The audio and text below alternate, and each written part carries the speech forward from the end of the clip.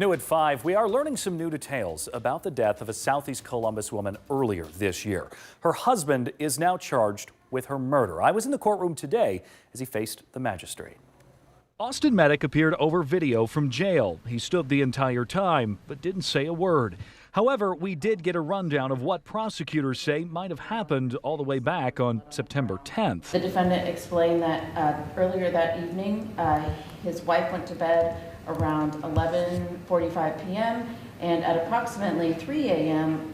Earlier that night, while the defendant was downstairs, he heard a thump from upstairs and did not immediately check the source of what he heard. Medek told officers when he did go upstairs, he found Michaela Medek face down and bleeding. The prosecution says the autopsy shows it wasn't an accident. Both pathologists advised that the injuries to the victim sustained were not result of an accident or self-harm. These are allegations Austin Medek denies, pleading not guilty to both counts of murder and one count of strangulation against him. If I may, my client and his family and her family were all present in the ER for days until she actually passed.